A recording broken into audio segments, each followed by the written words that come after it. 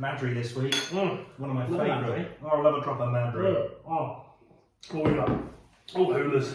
Giant hula hoops and some What's in this one? Tesco chili coated peanuts. Chili nuts. Oh yeah. Very good. Right. Yeah, so. Right. Do the newsreel.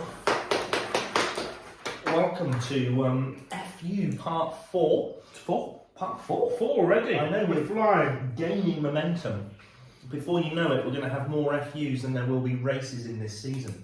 Impossible. 56. I don't have that much time. Right, where are we? What was the? Feels like a long time. It has been a long time, but there's a huge gap from now until Baku as well, isn't it? But Melbourne. Until we start racing every 3 days. Yeah. Melbourne. Sunday just gone. Yeah. Where do we start with that one? Australia. Well, Red Bull dominance yet again. Yeah. We knew that was going to happen. We knew that was going to happen. You know, Alonso, podium again, is looking very, very strong. He's gone third. Very consistent, although we're already going to digress from the sheet. Sorry. It's sort of bringing everything I've said to, I know Stroll had a P4, that's great, but if you were at the top at Aston Martin, you'd be thinking, okay, 3 out of 3 Alonso's on the podium, when's Stroll going to step up? When's Stroll going to step up? I think his dad will wield the axe if he has to. I don't think he will. His dad's in his head. It's a business. He's ruthless. Yeah, absolutely. But I think I saw a graphic the other day of those guys celebrating with their, like, you know, the things that they hang over the track at the end. They've already got more points than they scored in 2022. Aston Martin as a constructor. Well, there's a thing. The team principal Mike Crack. The team principal's name is Mike Crack, and there was a thing on Sky Sports. Don't be immature about it. No, there was a thing on Sky Sports, and Mike Crack said that Lawrence Stroll said as much as he's pleased with the third places, he wants more. He wants race wins, and you know, we want to see Mike Crack on the podium. Yeah, Prince Albert of Monaco dedicating to Mike Crack. Yeah. But yeah, I mean, Mercedes, they found some pace. Yes. Where's that come from? Mercedes, they've nibbled into that sort of aura of invulnerability. Yeah. I mean, we were looking at sort of 5, 6, 7, 5. When are they gonna? And then Georgie Russ, bless him, DNF, but Lewis P2. That's going to put a little bit of confidence back in the team, I think. I think it will. I think after the first race of the season, Toto Wolff said worst day in motorsport. They've done something. They've gone away and done their homework a little bit. Toto Wolff, by the way, now, did you see it? He is now on the Forbes richest sports people in the world. Is he really? He has reached billionaire status, Toto Wolff. Has he really? Yeah. Wow, fair play to him. Cashed. He's not having a cost of living crisis, is he? No, he's not. He definitely isn't. The red flags. Oh, God. There are more red flags than I've had hot dinners. I know, there was a lot of red flags. I mean, you get really invested in the race. Oh, so-and-so's out. Oh, what an overtake. Oh, this. Oh, that. Oh, strategy. A little bit of chaos. Somebody spins, upsets the order. Red flag. Red flag. Oh, and you can change your tyres, by the way. Yeah. Which cocked up, it might have been Melbourne, might have been the race before, but George Russell. No, Russell in Melbourne, yeah. You know, the team made a strategy call, a la Verstappen in Abu Dhabi in 2021. Yeah. Hit now, change your tyres, nothing to lose. Comes out, red flag. Oh, red flag because, you know, someone's gone into a gravel trap. And then everybody can change their tyres under a red flag. I think that rule needs to be abolished. Yeah. Red flag is force majeure.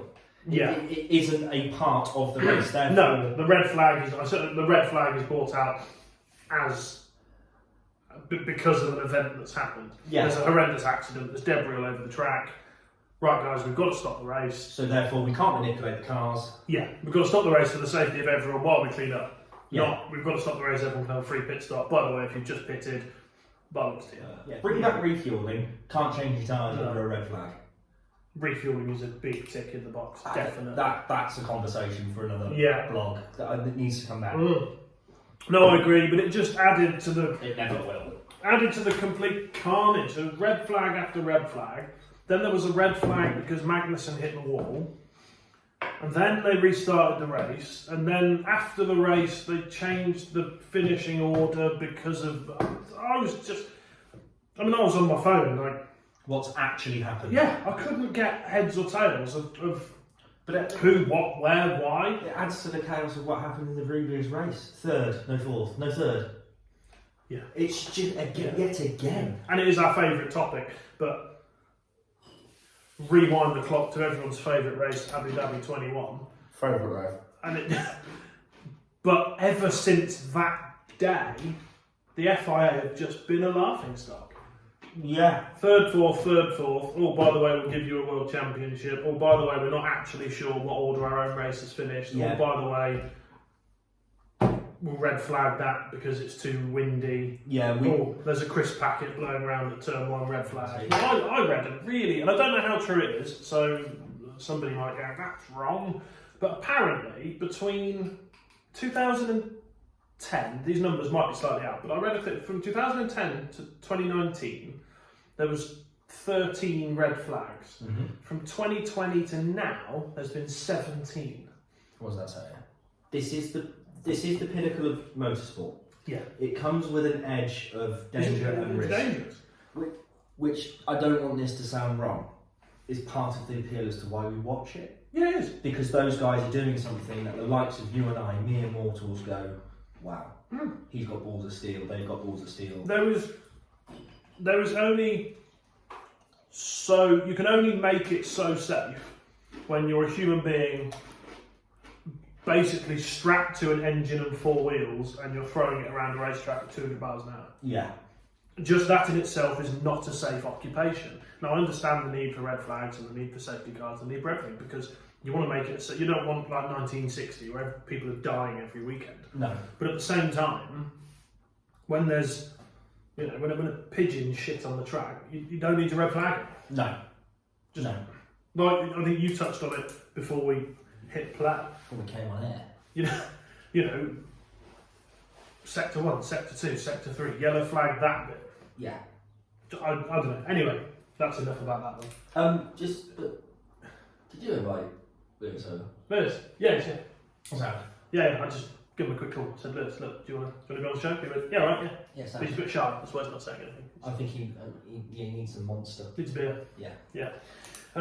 Red flag chaos. Yeah, we've done red flag for. I've got red flag. Nearly discuss. 8 minutes. I've done that. We've discussed. We still haven't had a Ferrari podium this season. I know we're only 3 races in. It's embarrassing though if you're Ferrari. Yeah, it is. They haven't had a driver world champion since Kimi in 2007. Yeah. When was the last time they won the constructors? 2008. When Lewis made no. Don't know. I just like you've got in a driver in Leclerc. We said it, didn't we, in one of these. Has he got the minerals? Has he got? Well, we're not going to find out because he hasn't got the car to see if he's got the minerals. It's not great. It's not great. If you're a fan of the prancing pony, then I can see him jumping ship. I can see something happening. I mean, he's under contract till about, I don't know when it's Max who's got the contract till like 2050 or something daft, isn't it? Oh, he'll be hacking it around in his 60s. Christian Horner's head will be in a jar plugged into something. Anyway, do your McLaren bit. Oh yeah, 6th and 8th. Get in! Right, so Lando 6th, Piastri 8th. Not quite the race win that I predicted at the start of the year. Double points finish. Jettisoned them from the bottom of the constructors' table to about 8th. So we'll have a bit more of that in the next race, a bit more in the race after. Turn 6ths and 8ths into 5ths and 6ths and 7ths. That's about their level at best, I think. Be a good season if they could do that every race though. Maybe sneak a podium somewhere. Yeah. The race win prediction looks bleak, but no, look, McLaren have found something. Is it keyhole surgery? The guy who came in, what was his name? Keyhole. Did he go? He's in, isn't he? So keyhole surgery. Yeah. So it's working. And there was 8 cars that didn't finish the race. So that would have put them, 14th and 16th. We'll quickly do a Williams segment. And that's the end of that. Excellent. Alright then. That was a bunch, aren't they? On to Baku. Talk to me. Before we do Baku.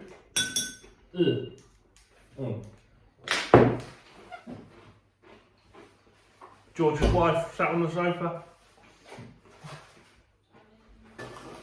Oh, sprinkle those nuts. Oh, beautiful. It's raining. I told you, that's why I bought my car, and you laughed at me. Yeah, you live about 20 hours away. But I don't want to get wet. No. Cheers. Cheers. That was just head. Right, Baku. Azerbaijan. I am just going to put it out there. One of my favourite tracks on the calendar. Monaco meets Montreal. I love it. Baku's cool. It is wicked. There's speed, there's tight corners, there's fast corners. It's a street circuit, which means there's a bit of debris on the track and you get a red flag. But I love it when you get the helicopter shots of the Caspian Sea in the background. I just think it's really cool. Caspian Sea, the world's largest inland body of water. Technically a lake. I was going to say that makes it a lake. Yeah, technically the Caspian Sea is just a massive lake. Oh, that's interesting because Azerbaijan's quite a modern country. Used to be in the Soviet Union, yeah. It was where the oil fields were that Hitler wanted in World War II. Hence Operation Barbarossa and the invasion of the Soviet Union. It was the beginning of the end of Hitler. And this is Formula History. Formula History. Formula Geography. But on the way to the oil fields, he got diverted by Stalingrad, and the rest is history. Yeah, absolutely. So anyway, Monaco meets Montreal, big body of water, old town, new town, big long straight. It's just really, really cool. Yeah, I like Baku. I do like a Sunday afternoon. Baku, it's just a brilliant race. How hard is it on the game? Weird. 6-4, there will be a red flag. Was it 2 or 3 years ago you left the magic switch on and just went straight ahead at the restart? It was 2021, wasn't it? There was the Max Verstappen Danny Rick collision. Oh, where Max was like, they crashed. Yeah. Danny Rick won at Azerbaijan, I think. I think he won the first race they had there. There was the Lewis and Vettel thing where they randomly started playing bumper cars behind the safety car. Remember that? It was just, and Williams' last podium was Baku. Lance Stroll, 2017, Martini'd up.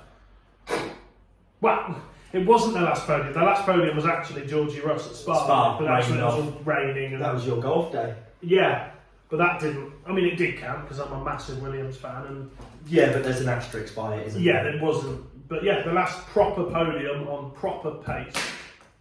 So, Azerbaijan then, what you thinking? I mean, it's not going to take a genius, I think, to come up with our predictions. No, I'm going to go Verstappen, Perez, Alonso. I'm going to go Verstappen, Perez, and that man there. Sir Lewis. Knight of the Realm. 7-time world champion, Sir Lewis. Yeah. This is your realm, actually. You are a Sir of this conservatoire. Yes, excellent. But I think Verstappen, Perez, Alonso. Why would you go any other?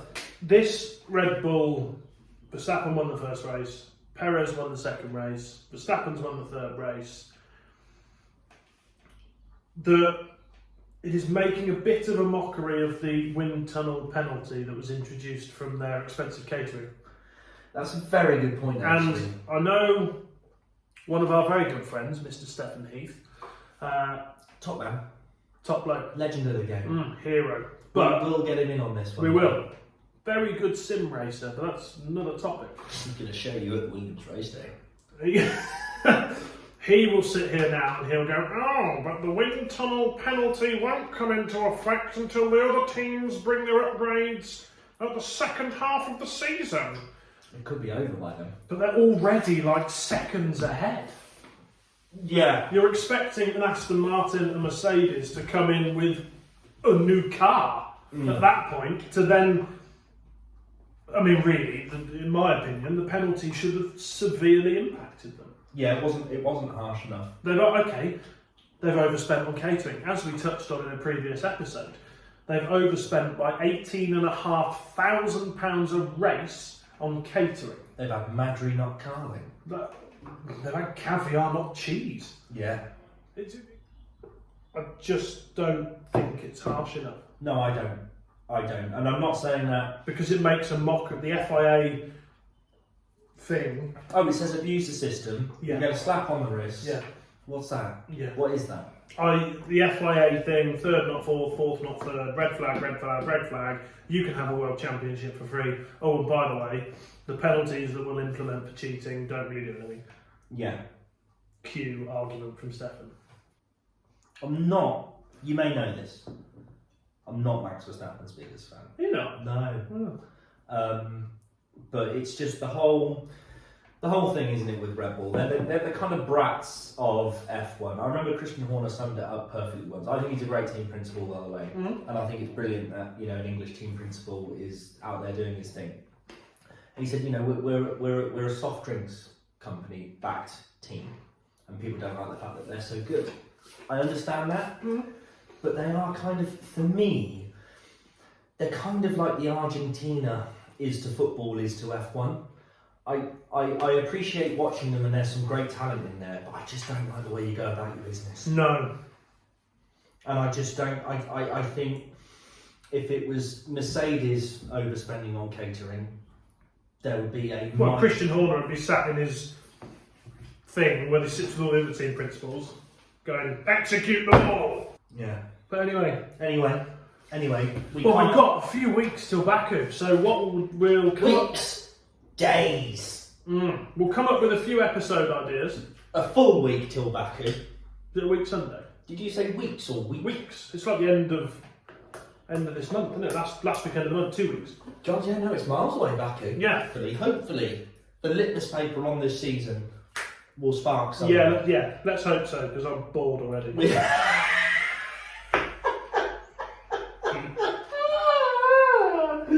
On that bombshell. See you later. Cheers, mate.